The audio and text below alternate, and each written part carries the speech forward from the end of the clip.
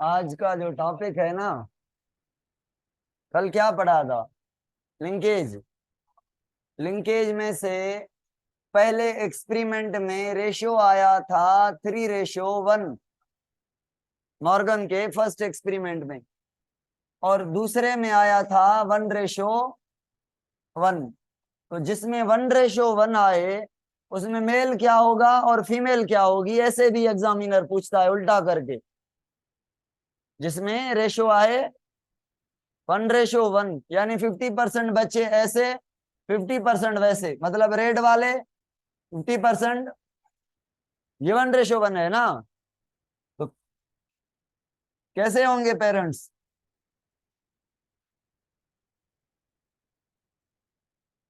ये होंगे। ठीक है ना भाई? ये एक जिस बच्चे में जाएगा, बच्चे टोटल कितने होंगे? 4 ना। ये कितनों में जाएगा? 2 में, चारों में? 2 में, 2 में ये जाएगा। ऐसी बात है ना? तो 2 बच्चे रेड वाले और 2 बच्चे, भाई इधर से जो भी आए वो तो कैरेक्टर लेकर ही नहीं आ रहा। आई मीन डोमिनेंट नहीं लेकर आ रहा।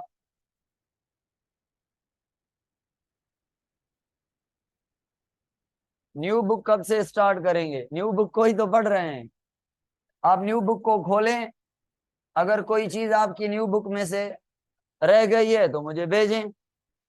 न्यू बुक को ही पढ़ रहे हैं हम। क्रोमोसोम्स एंड डीएनए भी उसमें से पढ़ा है, जेनेटिक्स भी उसमें से पढ़ी है।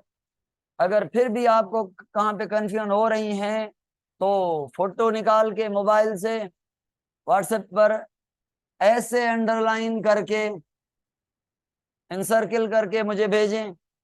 मैं समझाऊंगा आपको कि इसका मतलब क्या है और पढ़ाया है, कब पढ़ाया है कि नहीं पढ़ाया। चलो, moving to the topic of the day. भाई आज हम पढ़ेंगे holandric traits. Holandric traits. Boys and girls, मुझे पहले ये बताएं, पेज नंबर मुझे याद नहीं, जेनेटिक्स का चैप्टर का 3 पेज पीछे, खत्म होने से 3 पेज पेज पीछे है ये पेज। पता नहीं कौन सा पेज है ये, नंबर याद नहीं। होलो एंड्र कितना बड़ा टॉपिक लिखा हुआ है, या इसको और कहा गया है वाई लिंक्ड ट्रेट। हाँ, मैं कह रहा था ट्रेट हमारे पास 2 तरह के होते हैं, कल भी पढ़ाया था मैंने। एक ऑटोजोमल लिंक्ड ट्रेट और दूसरे sex linked trait. Sex linked trait male और फीमेल में एक जैसे होते हैं क्या? फीमेल में ओनली होता है एक्स लिंक्ड, और जो मेल होता है उसमें एक्स लिंक्ड भी होते हैं तो वाई लिंक्ड भी होते हैं। तो अभी अभी मैं कौन से ट्रेड से स्टार्ट कर रहा हूं? Y linked. तो भाई जो वाई लिंक्ड कैरेक्टर होंगे इसका मतलब क्या है? मतलब वाई पर जीन है इनके। ये जो जीन है ओनली कौन से क्रोमोसोम पर हैं? इनके एलील एक्स पर नहीं है। ये only only only and only, जितनी बार ओनली कह सकें उतनी बार कहें कि ये वाई पर है। तो Y linked trait, Y linked trait क्या कभी फीमेल में जाएंगे? कभी भी गलती से नहीं, कभी भी नहीं जाएंगे, नहीं जाएंगे। आपका ख्याल इधर जा रहा है। ये तो एबनॉर्मल मेल है ना, फीमेल बनी कहाँ? समझ आ गई? तो गलती से भी नहीं जाएंगे फीमेल में। तो ये जीन कंप्लीटली कौन से जेंडर में होंगे? तो इसीलिए होलो मतलब टोटल, एंड्रिक एंड्रोशियम, एंड्रो मतलब मेल। तो मेल के अंदर ओनली पाए वाले जीन 100% ये मेल में मिलेंगे। और वो कैसे होंगे ये जो ओनली मेल में मिलेंगे? वाई लिंक्ड होंगे, मतलब इनके जीन वाई पर हैं। हाँ भाई, एक का एग्जाम्पल लिख रहा हूं मैं, प्रोक्यूपाइन हेयर। प्रोक्यूपाइन हेयर का मतलब पता है? बॉडी पर हेयर होते हैं स्ट्रेट, वो जो स्ट्रेट हेयर हैं बॉडी पर, ये फीमेल में नहीं पाए जाते, ये मेल में पाए जाते हैं। और फीमेल में क्यों नहीं है? क्योंकि इनका जीन प्रेजेंट है कौन से क्रोमोसोम पर, और वाई फीमेल में है ही नहीं। जब फीमेल में वाई नहीं है तो वाई वाले जीन नहीं है, तो वो कैरेक्टर भी फीमेल में नहीं होंगे। तो ये कैरेक्टर किसका है भाई? मेल का। और दूसरा हाइपर, हाइपर मतलब ज्यादा। ट्राइको, ट्राइको का मतलब पता है?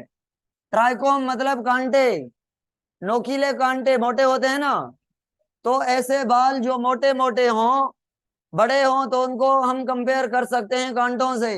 हाइपर ट्राइकोसिस मतलब ऐसे बाल जो कांटे की तरह हों, और ये हेयर पर, हेयर होते हैं कहां पर? ईयर के पिना पर। ईयर के पिना समझ रहे हैं? पिना समझ रहे हैं? पिना, ये जो बाहर वाला ईयर का पोर्शन है इसे ईयर पिना कहते हैं। इसका ये जो ऊपर वाला सरफेस है टायर जैसा, गोल गोल सरफेस, बाहर वाली लेयर, इसको रिम कहते हैं। ये रिम है पिना की, इस पर बड़े बड़े बाल लगते हैं। ये भी किसमें होते हैं? मेल में, ना कि फीमेल में। खास करे बुढ़ापे में बड़े हो जाते हैं, ठीक है, फीमेल में होते ही नहीं है ये। तो हाइपर ट्राइकोसिस। उसके अलावा, उसके अलावा एक और है, ट्वाइस का वेबिंग। वेबिंग, ट्वाइस का डबल होना, मर्ज हो जाना, डबलिंग हो जाना, उनका, उनके बीच स्पेस खत्म। हाँ, ट्वाइस समझ रहे हैं ना, हाथ वाले नहीं, पांव वाली। ये भी वाई लिंक्ड ट्रेट है। ये सब में नहीं है कि सब में होगा, ये रिसेसिव और डोमिनेंट का चक्कर है इसमें, ठीक है। तो रिसेसिव फॉर्म होगा जीन का तो ट्वाइस होंगी, वेबिंग होंगी, अदरवाइज डोमिनेंट होगा तो उस बंदे की नॉर्मल होंगी। कैरेक्टर जो है ये वाई लिंक्ड है। चलो, उसके अलावा एक और, S R Y. S R Y, इसका मतलब है सेक्स, और आर का मतलब है रीजन।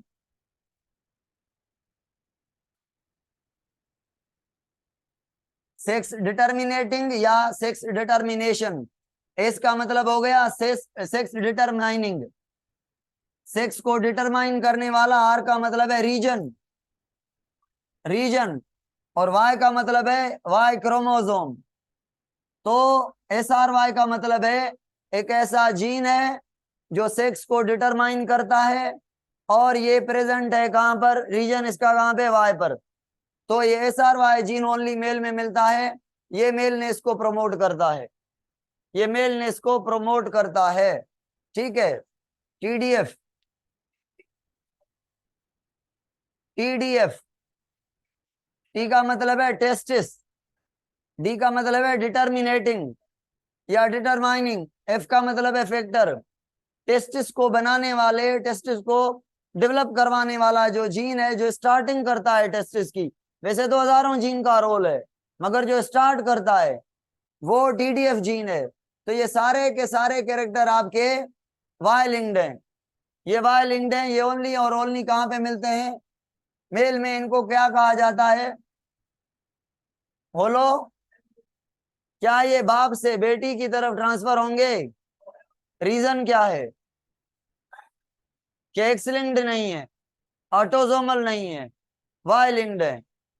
अगर एक्स लिंक्ड कोई कैरेक्टर होता तो फीमेल में भी जाएगा और मेल में भी जाएगा, मगर मेल में मां से, है ना। वो तो कल पढ़ा था, आज भी देखेंगे। चलो, अभी टॉपिक है सेक्स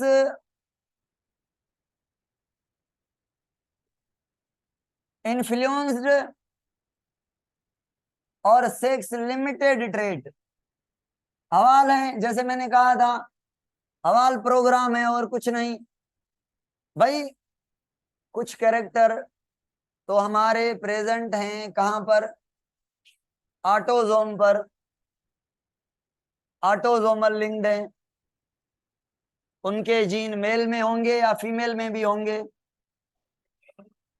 मेल में भी तो फीमेल में भी। भाई क्या जरूरी है कि ये जीन मेल और फीमेल में एक जैसा काम करें? है भी नहीं भी है। एग्जाम्पल लेते हैं, इंसुलिन बनाने वाला जीन दोनों में काम करता है ना। और अभी मुझे बताना कि कुछ ऐसे कैरेक्टर हैं जो दोनों सेक्स में जिनके जीन हैं, दोनों सेक्स में, मेल में भी जीन है फीमेल में भी जीन है, मगर वो जीन मेल में ज्यादा काम कर रहे हैं तो फीमेल में कम, या फिर उल्टा फीमेल में ज्यादा काम कर रहे हैं तो मेल में कम। तो ये जो कैरेक्टर हैं ये इन्फ्लुएंस्ड हैं, यानी ज्यादा या कम काम करेंगे according to the gender, according to the sex. क्या इंसुलिन बनाने वाला इन्फ्लुएंस्ड था? नहीं, न्यूट्रल था। मेल हो या फीमेल हो इंसुलिन बनेगा भाई नॉर्मल इक्वली। मगर ये जो कैरेक्टर होंगे जेंडर के अकॉर्डिंग कम, और जैसे ऑक्सीटोसिन, पता है ऑक्सीटोसिन का काम? ऑक्सीटोसिन मेल के अंदर क्या करेगा? ऑक्सीटोसिन का काम होता है मिल्क को रिमूव करना और बेबी की बर्थ करवाना। तो इसका काम मेल में खत्म के बराबर है। क्या ऑक्सीटोसिन बनाने वाला जीन मेल में नहीं है? जीन है, मगर वो सेक्स के अकॉर्डिंग काम करता है। जहां पे जिस जेंडर में उसका काम है वहां पे वो ज्यादा बनता है। तो ऐसे बहुत सारे एग्जाम्पल हैं। जैसे मुझे बताएं बॉडी के हेयर कहाँ पे ज्यादा हैं और इधर कम है? और बॉडी की मसल्स मेल में और फीमेल में, साउंड पिच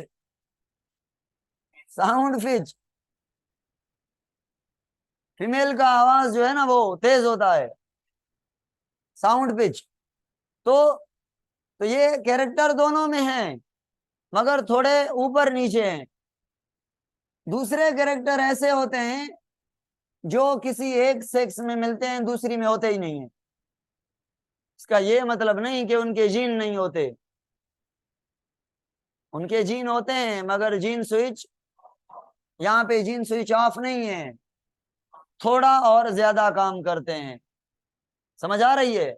यहाँ पे बाल है ना भाई बॉडी के, फीमेल में भी है ना, मगर कम है। और मतलब जीन बनाने वाला दोनों में है, मगर इधर वो जीन अपनी मेहनत ज्यादा करता है और इधर मतलब वहां पे जीन से काम कम लिया जा रहा है, यहाँ पे ज्यादा। ये जेंडर पर डिपेंड करता है। और ये चक्कर होता है हार्मोन का।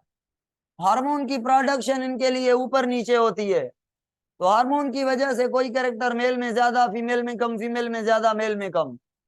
समझ आ गई? तो अगेन हार्मोन बनाने वाला भी जीन ही होगा। तो अल्टीमेट बात आएगी जीन पर। तो बताएं जीन स्विच ऑन होंगे या एक्सप्रेशन ऊपर नीचे होगा? एक्सप्रेशन ऊपर नीचे होगा, जीन ऑन होंगे। ओके भाई, सेक्स लिमिटेड। अच्छा एक और बात, बेल्डनेस, गंजापन।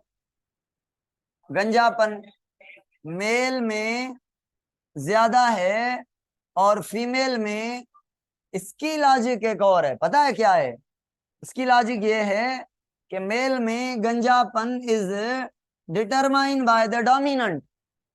तो एक डोमिनेंट भी आ जाए तो आदमी गंजा। और फीमेल में गंजापन इज डिटरमाइन बाय द, कितने जीन फीमेल को जरूरी है फॉर द बेल्डनेस। तो अगर फीमेल में एक जीन है या मेल में एक जीन है, ये मेल है, इसका जीनोटाइप है क्या? ये वाला, गंजा होगा कि नहीं? और ये फीमेल है, इसका जो जीनोटाइप है ये है, नहीं है। तो अब फीमेल कैसे होंगी बेल्डनेस वाली। भाई ये आ जाए स्मॉल डी और उधर से तो आएगा ही कैपिटल। तो फीमेल को बेल्ड होने के लिए दोनों जीन कौन से चाहिए? रिसेसिव चाहिए। तो ये फर्क है। तो कुल मिला के कहते हैं बेल्डनेस मेल में ज्यादा है और फीमेल में कम है। समझ आ गई? अब आ रहे हैं sex limited. Limited particular sex में ये कैरेक्टर होगा। भाई मिल्क की प्रोडक्शन कौन सी जेंडर में है? Milk production only reside in the female. Milk production वाले जीन मेल के अंदर स्विच ऑफ। कब तक? सारी उम्र के लिए हमेशा switch off. Chromatin in the form of हमेशा हेट्रोक्रोमेटिन, है ना? कभी भी नहीं बनेगी क्या? जीन कभी भी एक्सप्रेस अपने आप को नहीं करेगा। ट्रांसक्रिप्शन उस पर कभी भी, ऐसे एग्जामिनर उधर उधर से घुमा के पूछ लेता है। चलो मिल्क प्रोडक्शन। और दूसरा मेल के अंदर जो दाढ़ी आती है और मूछ, ये मेल के अंदर होता है। ये मेल के अंदर लिमिटेड है, फीमेल में दाढ़ी नहीं आएगी। और कोई एग्जांपल बताएं जो only reside in the male और फीमेल।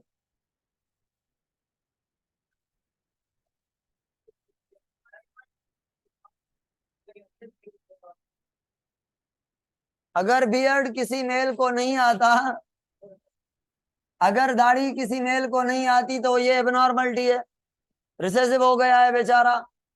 फीमेल मुझे बताएं। कहेंगे चमेंदो अथस जे दाढ़ी किसी आदमी को देर देर आती है, इसको आप ऐसे इसकी उड़ा रहे हैं। मेरी एज है एक्चुअल 27 साल पूरे हैं मेरे, 28 में मैं चल रहा हूं, अभी मेरी दाढ़ी आई है। ये तो अभी 16 साल का बच्चा है, आएगी भाई, जल्दी क्या है। हाँ, जिसको दाढ़ी लेट आती है बड़ी उम्र तक दाढ़ी बाल ये वो ब्लैक रहते हैं। आपको सपोर्ट किया मैंने। चलो भाई,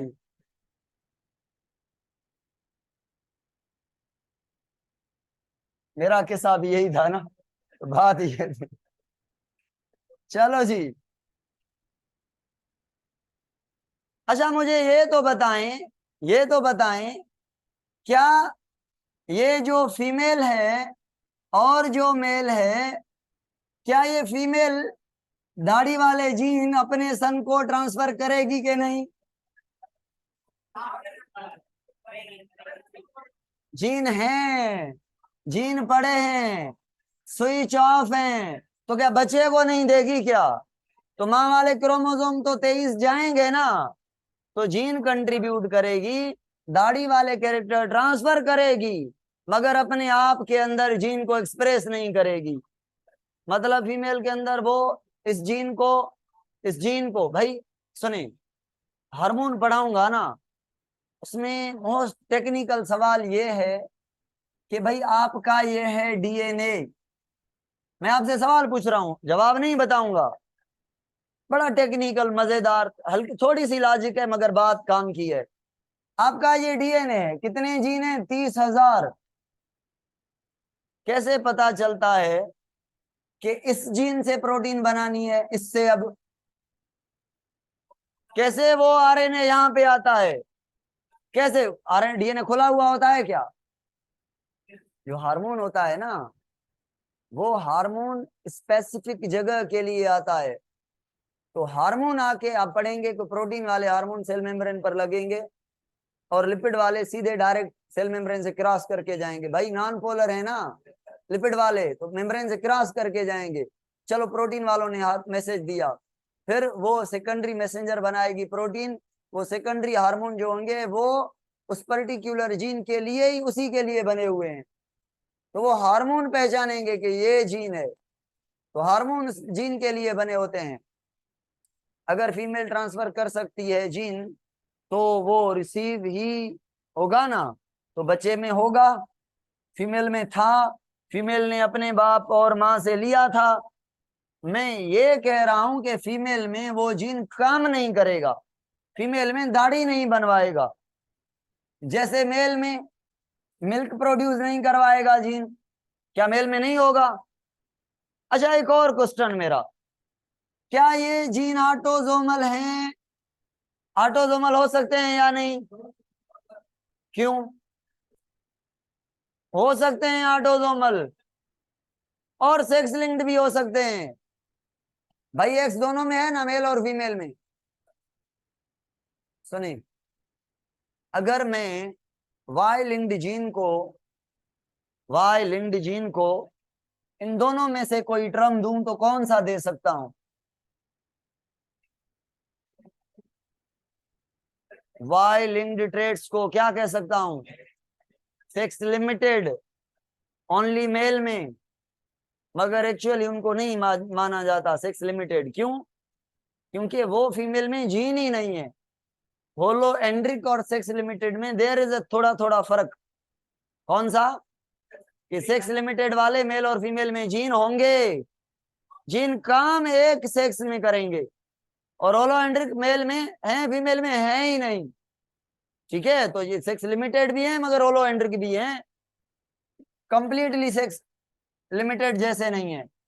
चलो भाई, दूसरा टॉपिक। अब क्या समझ लिया हमने लिंक्ड जीन में से? क्या मैंने ऑटोसोमल लिंक्ड जीन पढ़ाए हैं? याद करें भाई। अल्बिनिज्म पढ़ाई है? हाँ, अल्बिनिज्म जिसमें पिगमेंट नहीं बनती, गोरा रंग का, 2025 मॉडल, नहीं पढ़ाया? अरे यार, वो आदमी वो आदमी जिसमें मेलानिन पिगमेंट बनने का कॉन्सेप्ट ही ना हो, पिगमेंट बने ही ना, बाल भी गोरे, आईब्रोज भी गोरी, आईलिश भी गोरी, स्किन भी गोरी, सारा गोरा, ऐसे आदमी को कहते हैं अल्बिनिज्म। अल्बिनिज्म, और ये रिसेसिव ट्रेट है, ऑटोसोमल है। ल्यूकीमिया बढ़ाया है, वाइट, ये भी रिसेसिव ट्रेट है और ऑटोसोमल है। सिकिल सेल एनीमिया, ये भी रिसेसिव है और सॉरी, इनकम्प्लीट डोमिनेंस में मैं समझाऊंगा, ये इसकी लिंक है वहां पे। अल्केप्टोन्यूरिया, अल्केप्टोन्यूरा पड़ा हुआ है यार, रिसेसिव ट्रेट है, autosomal. PKU, phenyl ketonuria, autosomal recessive है।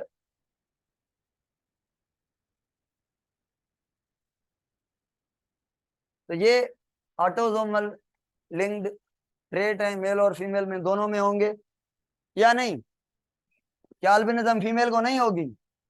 क्यों होगी? मेल को भी होगी। ज्यादा किसको होगी?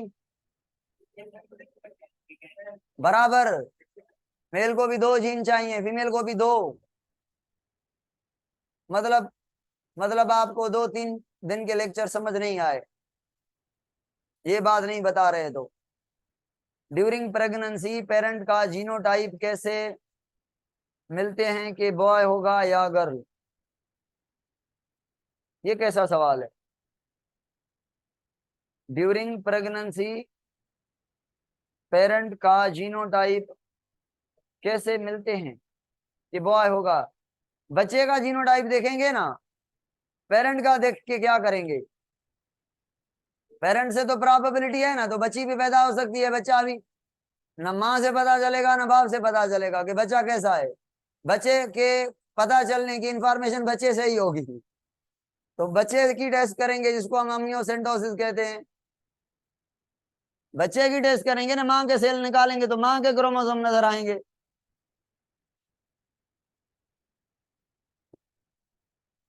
चलो भाई, एक और मैंने पढ़ा है सेक्स लिंक्ड। सेक्स लिंक्ड में से कौन से हो गए हैं? वाई लिंक्ड हो गए। चलो, और वाई लिंक्ड के अलावा अभी कौन से बचे हैं? तो अभी आ रहे हैं लास्ट पर। लास्ट पर अब हमारा टॉपिक है, वो ट्रेड पढ़ेंगे जिनके जीन कहां पर हैं? X linked traits. भाई एग्जाम्पल, एग्जाम्पल नंबर 1, हीमोफिला। अच्छा, एक्स लिंक्ड रिसेसिव पढ़ा रहा हूं। एक्स लिंक्ड एक एग्जाम्पल है हेमोफिला, दूसरा एग्जाम्पल कलर ब्लाइंडनेस।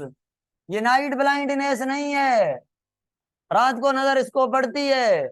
ये रेड ग्रीन और ब्लू को पहचान नहीं पाता, सबको डार्क मानता है, बस सारे ग्रे हैं, सारे ब्लैक हैं।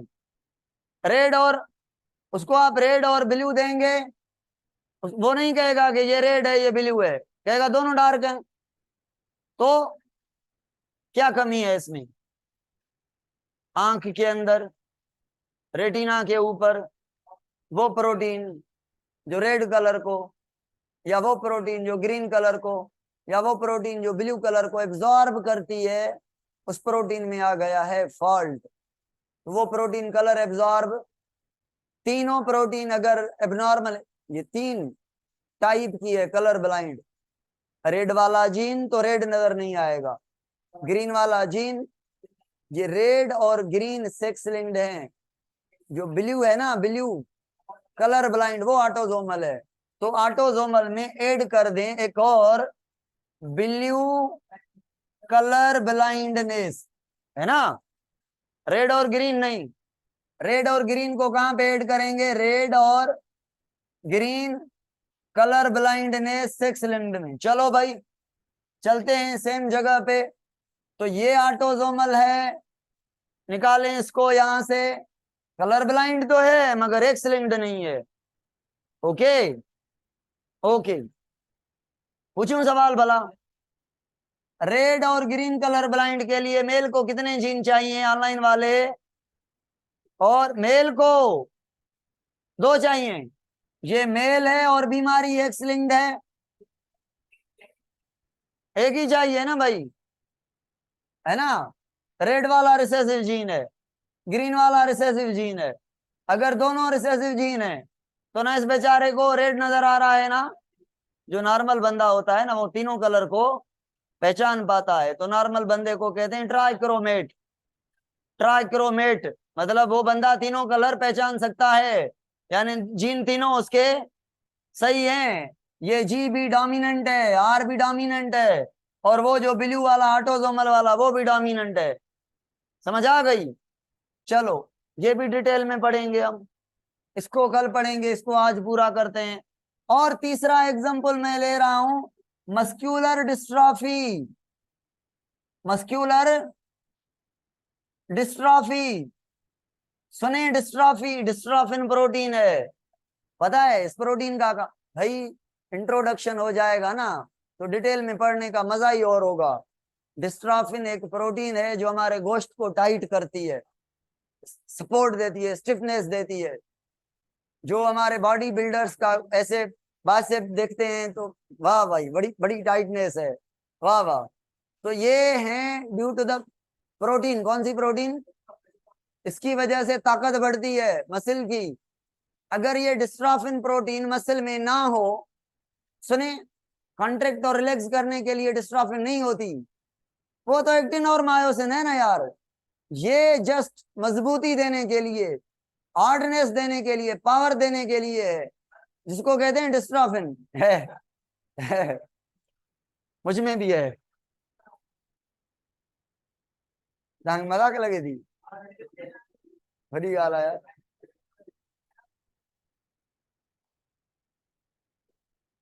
अभी लाइव क्लास में खड़ा हूं, क्लास के बाद दिखाता हूं मैं। इन बारन की केड़ी खबर है भरो। चलो जी, क्या कह रहे थे कि डिस्ट्रॉफिन प्रोटीन इस आदमी में नहीं बनती। अगर ना बने, अगर ना बने, स्पेशली टांगों को ज्यादा डिस्ट्रॉफिन चाहिए, टांगों पे खड़े हुए हैं, है ना, टांगों के पिछले हिस्से में ज्यादा डिस्ट्रॉफिन प्रोटीन है। तो अगर डिस्ट्रॉफिन ना हो तो वो बच्चा उठ के खड़ा हो पाएगा? कोई कोई बच्चे आपने देखे होंगे कि पैदा हुए हैं बिल्कुल ठीक हैं, बिल्कुल सही हैं, फिट हैं, मगर उनका गोश्त टाइट नहीं है, तो उठ नहीं पाएंगे, घूम नहीं पाएंगे। ये बीमारी डिटेल में पढ़ने वाले हैं हम, ठीक है। तो इनका इलाज तो नहीं होगा, अब सारे मसल निकालें, सब में से डिस्ट्रोफिन वाला जीन एबनॉर्मल निकालें, सब में नॉर्मल। ऐसे कैसे हो सकता है भाई? करोड़ों सेल के जीन चेंज कैसे कर सकते हैं हम? एक का चेंज करना हो तो करें, बाकी सब में जाए, मगर ऐसे होगा नहीं। समझ आ रही है बात? तो भाई ये है एग्जाम्पल सेक्स लिंक्ड के। कौन से? रिसेसिव। अब डोमिनेंट भी सुन लेना। डोमिनेंट एक्स लिंक्ड का नाम है हाइपोफॉस्फेटिमिक रिकेट। हाइपोफॉस्फेटिमिक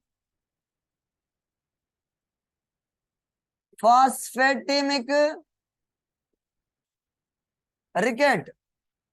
रिकेट का पता है? विटामिन डी की, उसके जैसी ही है बीमारी।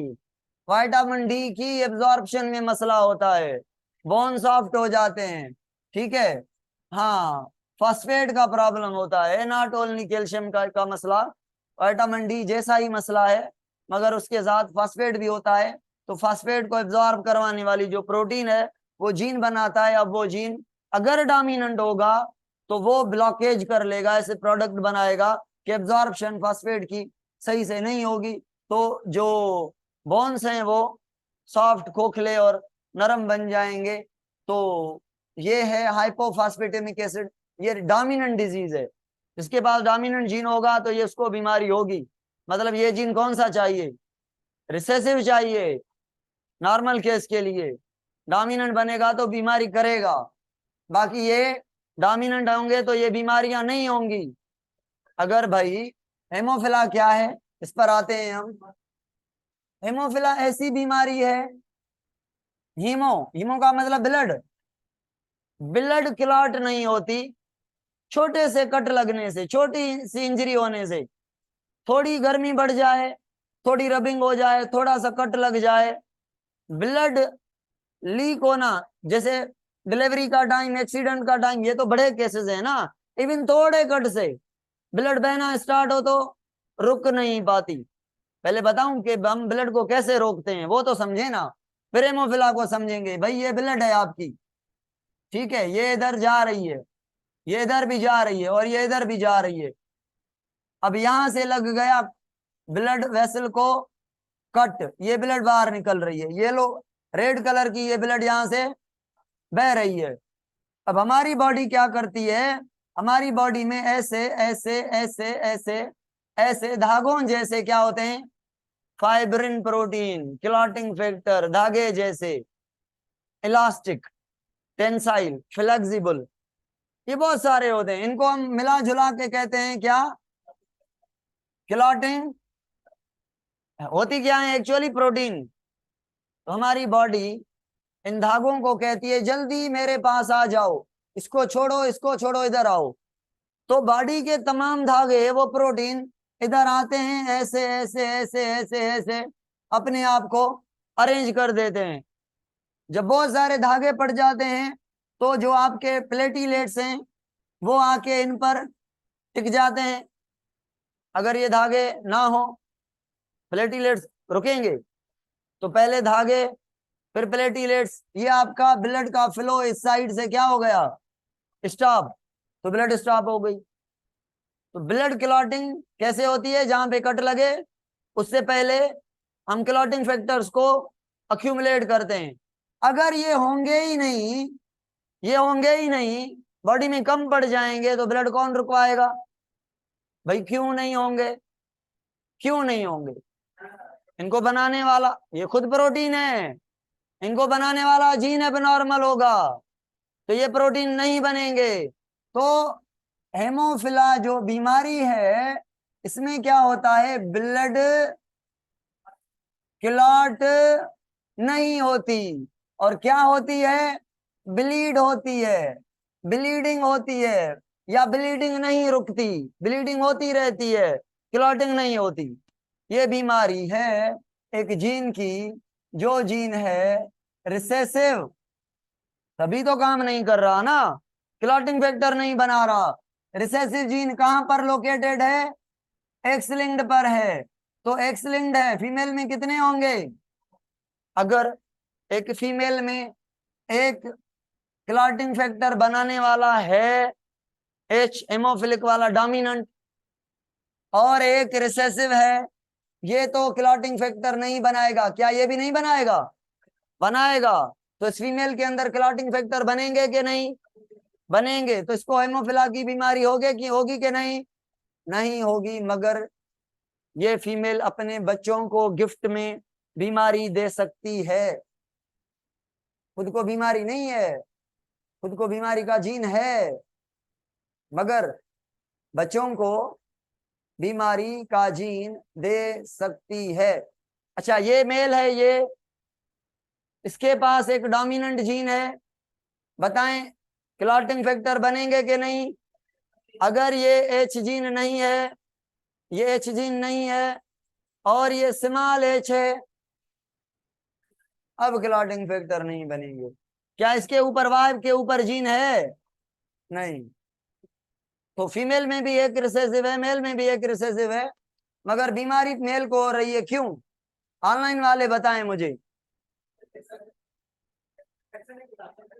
Y is inert for the clotting factor gene.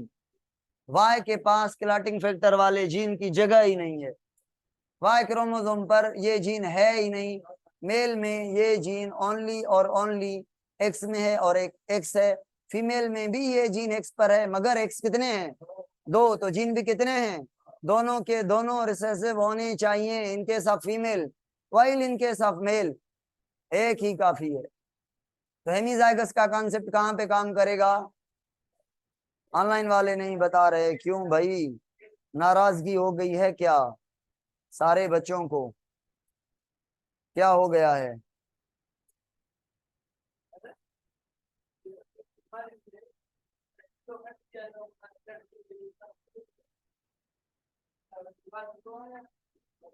प्रतिबद्धता दे।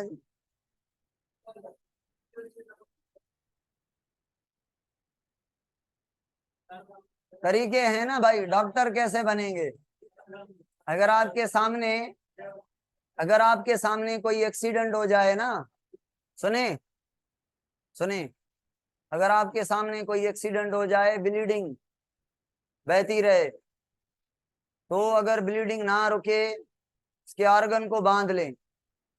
बांधने से ज्यादा तकलीफ हो रही, बांधें उस चोट से थोड़ा ऊपर करके। हाँ, और अगर ब्लीडिंग नहीं रुक रही तो साइड से बर्फ लगा दें तो काम चल जाएगा। बर्फ लगाने से ब्लड जो है वो ब्लड वेसल फ्रीज हो जाएंगी, कंस्ट्रिक्ट हो जाएंगी। तो एक और बात, अगर एक्सीडेंट हो जाए तो आसानी से ख्याल से उस पेशेंट को उठाएं। ऐसा ना हो चोट पसली में लगी हुई, आपका हाथ भी पसली से हो, उठो भाई। तो ये ब्लड रुकाने के बहुत सारे और भी तरीके हैं, मगर आप डॉक्टर बन जाएंगे तो अपने पेशेंट्स को बताएंगे, एक्सीडेंट वालों को कहेंगे ऐसा करके आए, ऐसा करके आए, ये करके आए, वो करके आए, इंशाल्लाह। हाँ भाई, हाँ, हेमोफिला के 3 टाइप हैं। हेमोफिला के भी, कलर ब्लाइंड के भी 3 टाइप थे। हेमोफिला ए 80% ये होती है, हेमोफिला बी 20% ये होती है, और ये दोनों एक्सलेंट है। हेमोफिला सी ये ऑटोजोमल है, ये ऑटोजोमल है। क्या, सुने भाई, क्या ये ऑटोजोमल मेल और फीमेल में से ज्यादा मेल को होगी या दोनों को इक्वल? क्यों दोनों को इक्वल? हेमोफिला सी ऑटोजोमल है, ऑटोजोमल है। चलो जी, ठीक है। तो इसका रेशो जो है 1% से भी कम। तो मेन जो हेमोफिला है वो, अच्छा, इनके क्लॉटिंग फैक्टर्स के नाम भी हैं। इसके क्लॉटिंग फैक्टर का नाम है 8वां,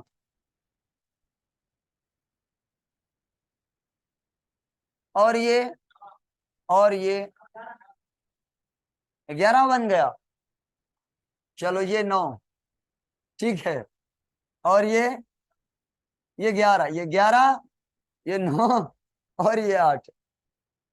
clotting factor 8, clotting factor 9, clotting factor अगर क्लॉटिंग फैक्टर 8 नहीं बन रहा, इट मींस जीन हेमोफिला ए वाला रिसेसिव है, और अगर ए रिसेसिव है तो क्लॉटिंग फैक्टर 8 नहीं बनेगा, और यही आम लोगों में बीमारी है। अब ये ना पूछना कि आम क्यों है भाई, इसलिए है कि जीन, पहले तो ये बताएं जीन रिसेसिव कैसे होते हैं। दुनिया में पहले तो सारे जीन डोमिनेंट थे ना, नॉर्मल जीन को डोमिनेंट कहते हैं या वाइल्ड जीन कहते हैं। वाइल्ड जीन, WILD, जंगली, ओरिजिनल, डोमिनेंट, ये असली जीन है। नेचुरल, ये डोमिनेंट के लिए टर्म यूज होते हैं। डोमिनेंट तो मेंडल ने कहा था ना, असली ये ओरिजिनल नाम है इसका। तो जब म्यूटेशन होती है तो जीन का काम खराब हो जाता है, फिर हम जीन को कहते हैं रिसेसिव। तो रिसेसिव जीन म्यूटेशन के रिजल्ट्स हैं। तो म्यूटेशन बाय चांस इस जीन में हुई है, और जिसमें म्यूटेशन हुई है उनकी शादियां, उनके बच्चे ज्यादा हुए हैं, और हेमोफिला ए ज्यादा फैली है, ज्यादा लोगों को हो रही है। बी कम को हुई थी, कम फैली है, मैं भी आगे ज्यादा हो जाए। ठीक है, चलो इलाज देखेंगे इसका। एवोल्यूशन से रिसेसिव हो जाता है, बिल्कुल, म्यूटेशन से रिसेसिव हो जाता है। कभी कभी म्यूटेशन का फायदा भी होता है, कभी कभी म्यूटेशन का, जैसे प्लांट की हाइट के छोटा होने से प्लांट को कभी फायदा भी होता है। जैसे एक प्लांट है छोटे कद का, दूसरा प्लांट है बड़े कद का, अब सॉइल में मिनरल थोड़े हैं, बताएं किसको फायदा है? छोटे ने कहा शुक्र है, मुझ पे हंसते थे कि छोटे हो छोटे हो। अभी सॉइल ऐसी है जिसमें फूड बड़े के लिए है ही नहीं, मैं गुजारा कर लूंगा भाई। तो एनवायरमेंट के अकॉर्डिंग कभी कभी म्यूटेशन का भी फायदा होता है। ठीक है, तो mutation not always negative, mutation में भी पॉजिटिव। ये मैंने बात बता दी है, अगले चैप्टर में काम आएगी भाई। ताकत वाली पॉइंट है ये, ताकत वाली पॉइंट है इवोल्यूशन की। चलो चलो आगे मैं सवाल पूछता हूं आपसे। हेमोफिला ए, हेमोफिला बी, हेमोफिला सी में से मैंने ये ऑटोसोमल क्रोमोसोम रखे हैं, दो मेल के भी हो सकते हैं, मगर ये मैंने फीमेल के रखे हैं। इनके साथ अब मैं ये मेल के रख रहा हूं, इसके साथ अब मैं ये मेल के रख रहा हूं। अब बताएं,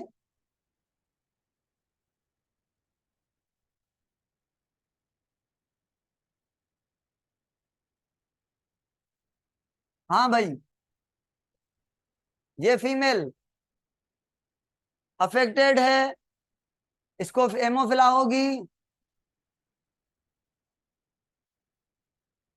इसको हेमोफिला है। क्यों? वो तो एक है भाई, दूसरा एक्स क्रोमोसोम है, इस पर आपको रिसेसिव नजर नहीं आ रहा ना, मतलब डोमिनेंट है। ठीक है, तो डोमिनेंट आपको बना के नहीं देगा, रिसेसिव बना के देगा। समझ आ रही है? ऑनलाइन वालों को समझ आ रही है? तो ये फीमेल क्लॉटिंग फैक्टर बनाएगी, इस जीन से नहीं, इस जीन से। ठीक है, क्लॉटिंग फैक्टर बनेंगे तो हेमोफिलिक कैसी नहीं है ना। और ये फीमेल ये नहीं बनाएगी, दो जीन दोनों के दोनों रिसेसिव, दोनों क्लॉटिंग फैक्टर नहीं बनाएंगे, इसमें क्लॉटिंग फैक्टर बनेंगे ही नहीं। कौन से क्लॉटिंग फैक्टर नहीं बनेंगे? मे बी ए वाले, मे बी बी वाले, मतलब एक्स वाले, है ना। चलो, ये मैंने बात की है हेमोफिला सी की। हाँ, यहाँ पे फीमेल क्या है? चलो, ये मैंने कहा ये रेड वाली ये फीमेल है, और ये ऑटोसोमल ऑटोसोमल ये वाला मेल है। अब बताएं, मेल और फीमेल में से हेमोफिलिक कौन है? ऑनलाइन वालों का इंतजार है। ये मेल है और ये फीमेल है, हेमोफिलिक इन दोनों में से कौन है?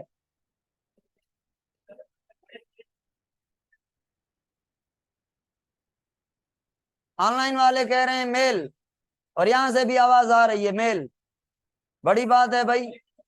और भी आ रहे हैं मेल वाले, वाह वाह, वेरी गुड वेरी गुड, वाह वाह। एक ने तो कहा बोथ, बोथ को हेमोफिला होगी, उसको मेरे दो सलाम। भाई देखें, जब आप पुरानी, ये आज जो मैं पढ़ा रहा हूं ये आज की बात ओनली नहीं है, पहले दिन से जब मैंने क्रोमोसोम्स एंड डीएनए स्टार्ट किया है वहां से लेकर आज तक सारे कॉन्सेप्ट यहाँ पे यूज हो रहे हैं। तो आपको ये पता है, ए का मतलब है ऑटोजोम, ऑटोजोम 44 हैं, मेल में भी 44 हैं, हर एक क्रोमोसोम पेयर में सारे के सारे होमोलागस हैं, सारे के सारे। देखिए ना, क्रोमोसोम्स एंड डीएनए काम कर रहा है यहाँ पे। क्या मैं अब इस पर वो सारा चैप्टर पढ़ा दूं, सारी पॉइंट्स देखिए जो आपको होनी चाहिए खोपड़ी में, उनको यूज करें। कि भाई मेल के पास 2 क्रोमोसोम है तो जीन भी 2, फॉर क्लॉटिंग फैक्टर, एक तो ये रिसेसिव निकला तो दूसरा तो है ना, तो दूसरा डोमिनेंट है, नहीं लिखा हुआ मतलब है, तो वो क्लॉटिंग फैक्टर बनाएगा, बनाएगा तो हेमोफिला नहीं होगी। इट मींस मेल और फीमेल दोनों के दोनों कैरियर हैं। अब कैरियर किसको कहेंगे? कैरियर उसको कहेंगे जिसमें बीमारी का जीन तो हो मगर बीमारी ना हो, और कैरियर उसको कहते हैं जिसमें बीमारी तो ना हो, अगली जनरेशन को बीमारी दे दे। जीन है ना तभी देगा ना। तो सुने, क्या समझाने वाला था मैं, पता है? मैं ये बात समझाने वाला हूं, बड़ी बाउंसर चीज है कि ये मेल और ये मेल में फर्क क्या है। कि ये मेल है, यहाँ पे बीमारी की बात हो रही है हेमोफिला ए या बी की, और ये सेक्स लिंक्ड में से एक्स लिंक्ड है। एक्स क्रोमोसोम मेल में कितने, तो जीन भी कितने, वो एक ही, अगर रिसेसिव है तो बीमारी होगी। तो मैं ये बताने वाला हूं, हेमोफिला ए और बी में मेल जो है कभी भी कैरियर नहीं बन सकता, क्योंकि उसके पास एक ही जगह है एक्स क्रोमोसोम पर। अगर वो रिसेसिव जीन आ गया तो क्या वाई पर डोमिनेंट है कि वो क्लॉटिंग फैक्टर बनाए? नहीं ना, वाई पर तो जीन ही नहीं है ना।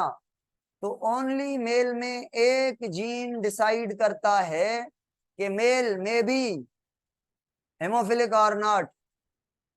अब फिर पूछूं सवाल, क्या मेल में autosomal haemophilia and autosomal colour blind and autosomal बाकी सारे disease, albinism, leukaemia, PKU, alkaptonuria, phenyl ketonuria, क्या मेल कैरियर बनेगा?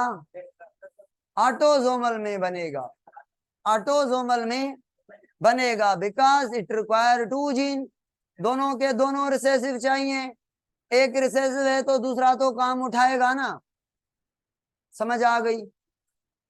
अब क्या सेक्स लिंक्ड इनहेरिटेंस में से, एक्स लिंक्ड ट्रेट में से जो एक्स लिंक्ड बीमारियां हैं, लाइक हेमोफिला ए, हेमोफिला बी, कलर ब्लाइंड ए, कलर ब्लाइंड बी, इनमें से क्या मेल कैरियर बन सकता है? कभी नहीं। क्यों? क्या मेल एक ही जीन से अफेक्टेड बन सकता है? ये सोच के बताएं। अब सही कह रहे हैं, हाँ, एक ही जीन से बीमारी गिफ्ट में मेल को, अगर सेक्स लिंक्ड है तो। अगर ऑटोसोमल है तो अलील जो है वो तो डोमिनेंट है ना। ये आपके खोपड़ी में आपको चीजें बिठानी है, कल एमसीक्यूज करवाऊंगा इन पर, आज तो ऐसे बातें बता रहा हूं। तो भाई ये किस्सा है हेमोफिला का। अब हेमोफिला को क्या करें, इलाज तो इसका है नहीं, आर्टिफिशियल क्लॉटिंग फैक्टर। वो भी नहीं बन पा रहे उतने। केयर करनी चाहिए हेमोफिला वाले पेशेंट की। अब एक एमसीक्यूज आज ही दे रहा हूं, हो जाए ना आज। चलो ये पेरेंट हैं, ये फीमेल है, और ये कितने बच्चे बीमारी से फायदा लेंगे? आई मीन बीमारी किसको होगी, कितने बच्चों को होगी आउट ऑफ सारे?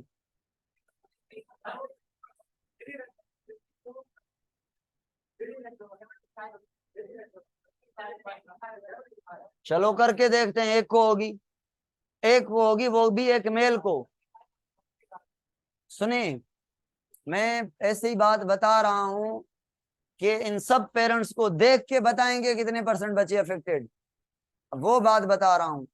आपको प्रॉब्लम हल नहीं करनी, बस देख लिया जवाब मिल गया। तो अभी बताने जा रहा हूं, गौर से सुने। अब देखें, इधर से एक आए और इधर से एक आए। ये फीमेल क्या बन गई, कैरियर, बीमार तो नहीं है ना, तो 25% बच्चे बच गए। कैरियर को बीमारी में काउंट नहीं करेंगे, ये एक्सिस से भी क्रॉस कर सकती है। ये बच्चा मेल और बेचारा अफेक्टेड, ठीक हो गया। अब ये एक्स जिसके साथ भी क्रॉस करे,